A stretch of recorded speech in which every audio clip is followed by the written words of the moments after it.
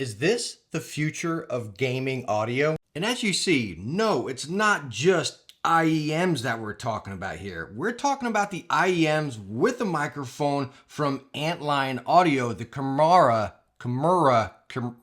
however you're going to say that, the solos and the duos. Now, before we dive into these earbuds here, I got to be straight with you guys, right? I was trying to think about, like, okay, am I saying this company right, Antlion? Now, I've covered their products before in the past, their little mod mics and stuff like that. So I got online, started researching it. You know what came up? An Antlion. Have y'all ever seen an Antlion? Oh my gosh, I would freak out if I saw one of those in person. All right, so enough of the Antlion here. Now focusing back on the Kimuras here, if I'm saying that right, I want to talk about this before we get into them. And starting off, as you see, we got the solo, the duo, we got the microphone here. Number one, looking at the package, I think it's a little confusing because over here they're showing the solos with the red. Over here on the duos that are blue, which you're going to see, they're still showing the red. And believe it or not, when you flip the box over, if you can zoom in here and see, back here it's talking about the Kimura Solo is a complete in-ear headset.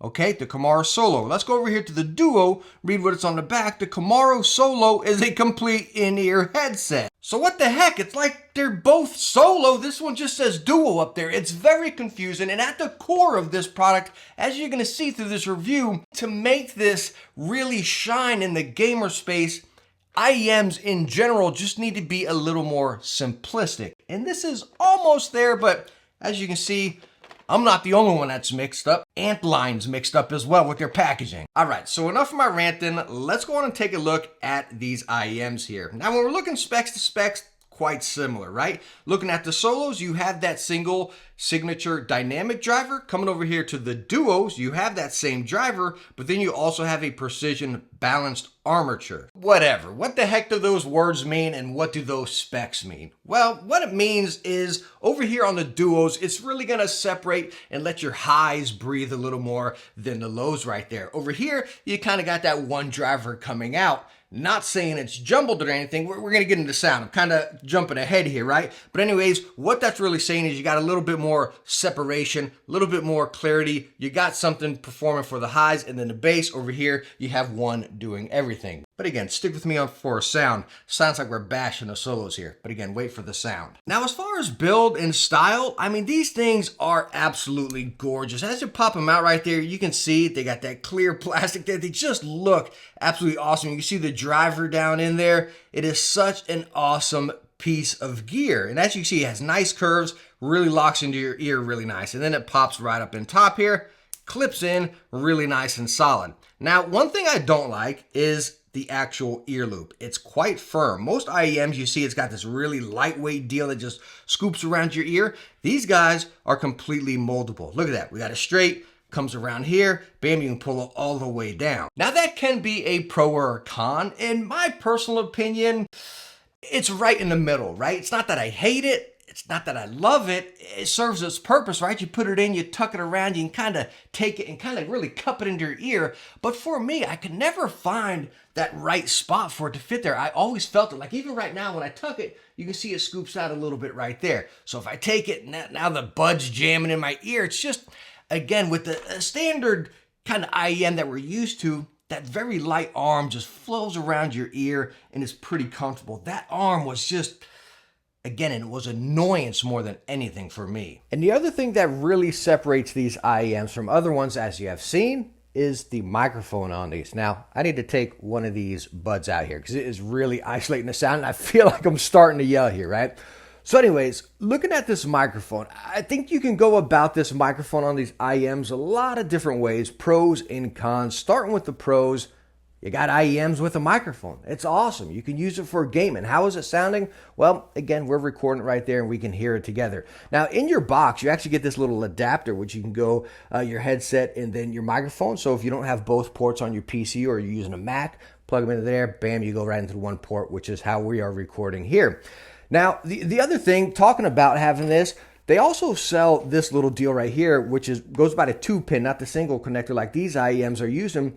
So you can get that microphone and its functionality for some of your basic IEMs you have right there, which is really cool. Now, it does have that stinker of a dang loop around it, the exact same thing, that moldable bit, which again, I go on and on. I don't like it. It's the same deal right here, same build quality and everything, just using the 2-pin, but you get access to the microphone. Now, where we can go about a con, I got 2 cons that I feel like are pretty significant, one more than the other. The first one is the lack of a mute switch on this, right? We're going to class these as gaming IEMs or whatever, you know. I think the functionality and the simplicity of a gaming headset is the shining point and the selling point of them. You don't have that mute switch right here. You don't have any volume dials or anything. I just think that's a stinker. I love simplicity and functionality of gaming products, you know what I mean? Now, I understand some companies, and I've talked to other companies before, and they stated this as well. They like to eliminate those mute switches or volume wheels because in your audio source comes there, it's got to split out to that, then split out to that. So you're breaking up that audio source instead of going straight from source into your output right there. So maybe that's what they're doing right here. And I can appreciate that. But again, I like the functionality. So maybe we can just push that one aside. But the other one I really don't like, talking about the microphone here, well, you can't use these IEMs without the microphone. It does not come off. That is a stinker, right? So, okay, we're great. We're sitting in our room. We're gaming. We got a microphone, yada, yada. Say you want to go to the gym. You just want to use these out of the house or something. You're going to look like a fool with this microphone sticking out like that. You know what I mean? That is a bummer. You got to have the option to use these without the microphone. Like, I ain't leaving my room looking like this. I just listened to that microphone playback before I transferred it or anything and lost any of that quality. And holy smokes, it sounded great. Again, no audio tweaking or nothing. I'm talking straight up, plugged and played with the adapter right here with the microphone. And I gotta say, it sounded good. Now, you all hear the echo in my room. Heck, even with my basic video microphones, I just moved into this house, so I don't have that great of sound dampening yet. You can kind of hear the echo just even with my basic microphones. I feel like this picked up a lot more of that, even than my bass ones. Now, my bass ones have a little windscreen on them, you know what I mean? So maybe that helped out a little bit, and you can slap that on right here. But all in all, this little dinky microphone sounded amazing. Now let's go and talk about the sound of both of these IEMs. This is really gonna reflect on what I said in the beginning, a little bit of the confusion here. Now you saw the specs, you know the difference between the solo and the duo right there. And let's start off with the solos over here.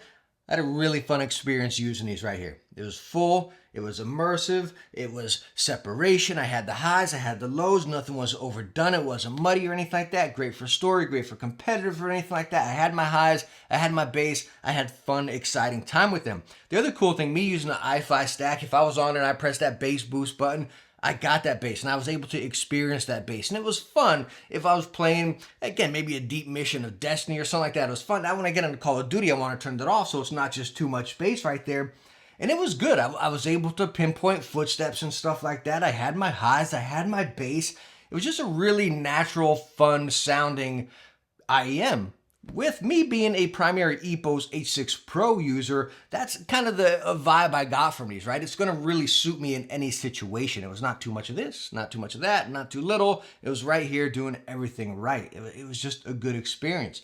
Now, coming over here to the duos, you're kind of like, well, these got to be even better, right? They're the duos. They're better. They cost more. Well, no, I didn't have a good time gaming with these. That's harsh. Not that I didn't have a good time, right? I didn't enjoy these as much as these for gaming. They were a lot more clear, right? The separation was a lot more, but I lost that immersion. And when I game, I like having fun when I game, right? I want that immersion. I want to get wrapped up into that game, you know? And I just didn't get that vibe over here. Even if I press that bass boost on my i5 right there, it didn't emphasize it as much as over here on the solos.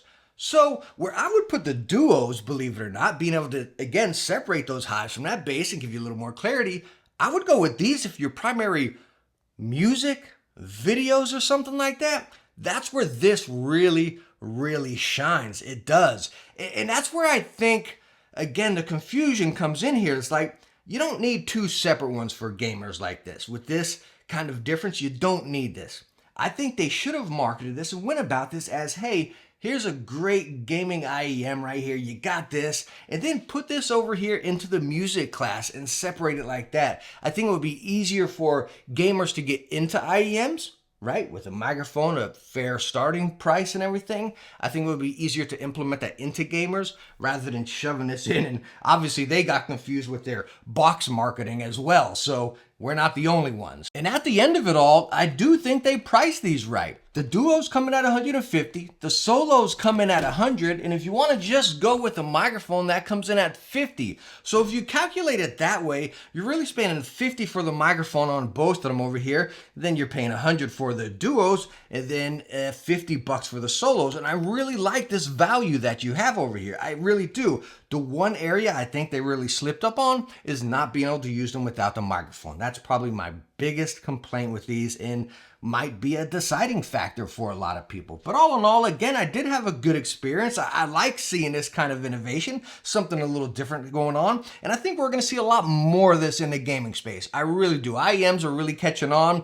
No, they're not my favorite and they're not my main thing to use. I do test a lot of them and they're fun to test and play with, but I leave it right there. It's not something I can main. But again, they're fun. And I had fun with these. Let me know what you think down in the comments. Thanks so much for stopping by and watching this one. Hope you enjoyed it. Hope I was able to help you out. If I was, hit that thumbs up. Don't forget to subscribe. And I hope we catch you in the next one. Bye now.